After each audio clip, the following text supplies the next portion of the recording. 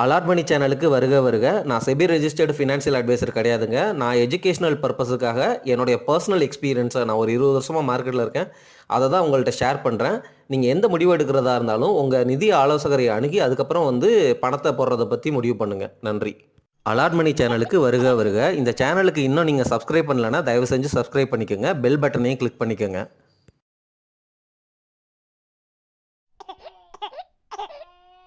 இந்த வீடியோ பதிவில் நம்ம ஐடிசி ஸ்டாக்கையும் ஹிந்துஸ்தான் யூனிலிவர் ஸ்டாக்கையும் கம்பேர் பண்ணி ஒரு குயிக்கான ஃபண்டமெண்டல் அனாலிசிஸ் பண்ணலாங்க.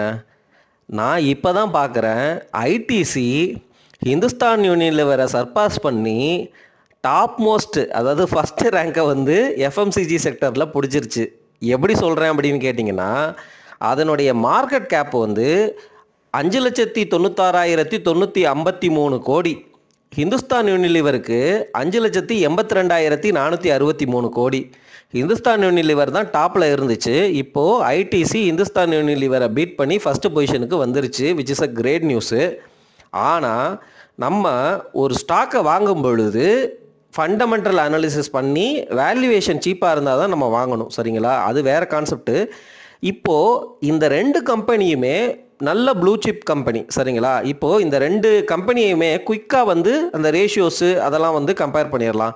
டெப்ட் எதனா இருக்கா அப்படின்னு பார்த்தா பெருசாக டெப்ட் இல்லை. ரெண்டு கம்பெனியுமே கிட்டத்தட்ட வெறும் 26 கோடி 13 கோடி, 0% வச்சுக்கோங்க, சரிங்களா? சேல்ஸ் எவ்வளோ பண்ணுறாங்க அப்படின்னு பார்ப்போம். ரெண்டு கம்பெனியும் ஐடிசி 70,881 கோடி சேல்ஸ் பண்ணியிருக்கிறாங்க. நெட் சேல்ஸு, புரியுதுங்களா? நெட் சேல்ஸு அப்படிங்கிறது கிராஸுக்கும் நெட்டுக்கும் உள்ள டிஃப்ரென்ஸ் தெரியும்ல, உங்களுக்கு தெரிஞ்சிருக்கும்னு நினைக்கிறேன். அதுங்களா, கையில் வர்ற காசு அப்படிங்கிறது நீங்கள் சம்பாதிக்கிறதுங்கிறது ஒன்று. ரெண்டாவது நீங்கள் அந்த காசு வர்றதுக்கு செலவு போக மிச்சம் கையில் தங்குறது தான் நெட்டு, சரிங்களா? அதுதான் கிராஸுக்கும் நெட்டுக்கும் உள்ள டிஃப்ரென்ஸு. இவங்க நெட் சேல்ஸே ஐடிசி 70,881 கோடி பண்ணியிருக்கிறாங்க. ஹிந்துஸ்தான் யூனிலிவர் 61,896 கோடி, கிட்டத்தட்ட 10,000 கோடி நெட் சேல்ஸு கம்மி ஐடிசியை விட ஹிந்துஸ்தான் யூனிலிவருக்கு. ஆனால் ப்ராஃபிட் ஆஃப்டர் டேக்ஸ் ப்ராஃபிட் ஐடிசிக்கு 20,751 கோடி, ஹிந்துஸ்தான் யூனிலிவருக்கு 10,282 கோடி. பார்த்துக்கங்க. இப்போது இந்த இடத்துல நமக்கு ஒரு நல்ல ஒரு இம்பார்ட்டண்ட் வேல்யூ நமக்கு கிடைக்கிது. நெட் சேல்ஸ் ஐடிசி 70,000 கோடின்னு வச்சுக்குவோம். ஆனால் ஹிந்துஸ்தான் யூனிலிவர் 60,000 கோடி.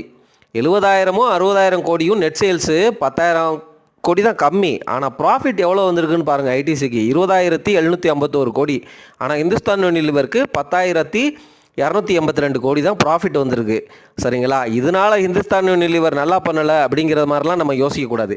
இன்றைக்கி இருக்கிற காலகட்டத்தில் ரெண்டுமே ப்ளூ சிப் கம்பெனி. இப்போது ஐடிசி ஷைன் ஆகிட்டுருக்கு அப்படிங்கிற மாதிரி புரிஞ்சுக்கணும். அப்போ ஹிந்துஸ்தான் யூனிலிவரில் என்ன நடந்துகிட்ருக்கு அப்படிங்கிறத நம்ம தெரிஞ்சுக்க ட்ரை பண்ணணும்.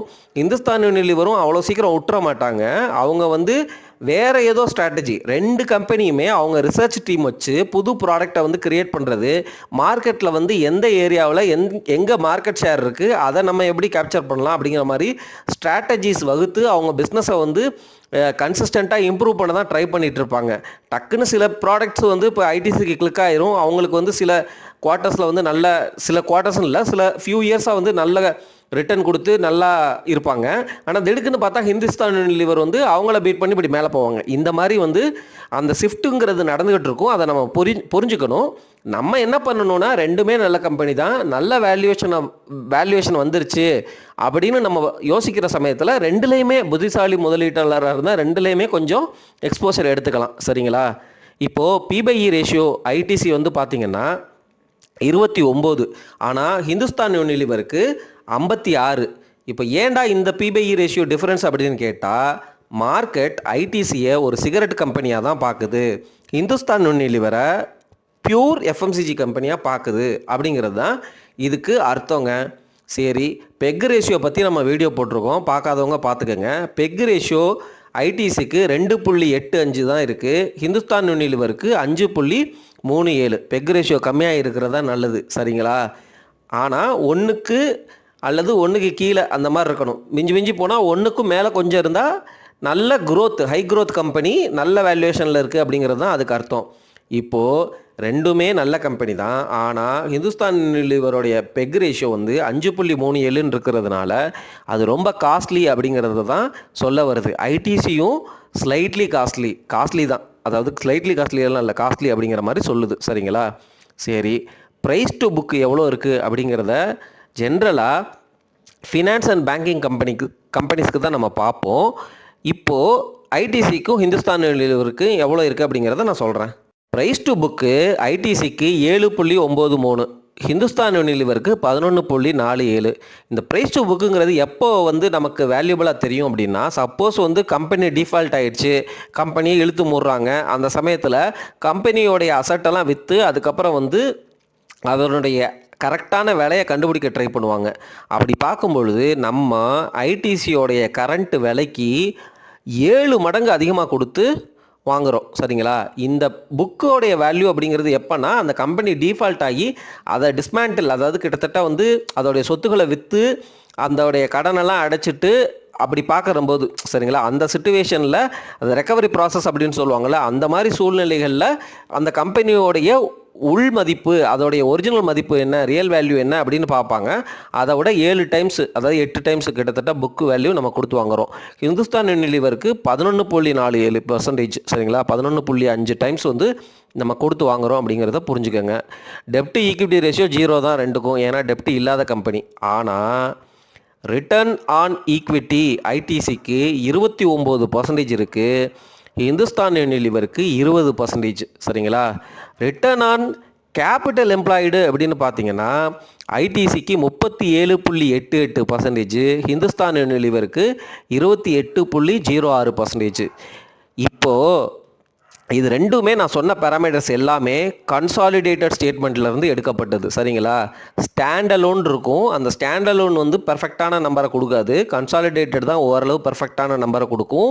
நான் இது வரைக்கும் சொன்ன டேட்டா வந்து 2024/03 போன வருஷத்தோடைய அந்த டேட்டாவை தான் நான் உங்கள்கிட்ட ஷேர் பண்ணியிருக்கிறேன். சரிங்களா? போன வருஷம் ஃபினான்சியல் இயர், அதாவது financial year 2023 to 2024, 1 April 2023 to 30 March 2024, அந்த டேட்டாவை தான் இப்போ நான் உங்களுக்கு கொடுத்துருக்கேன்.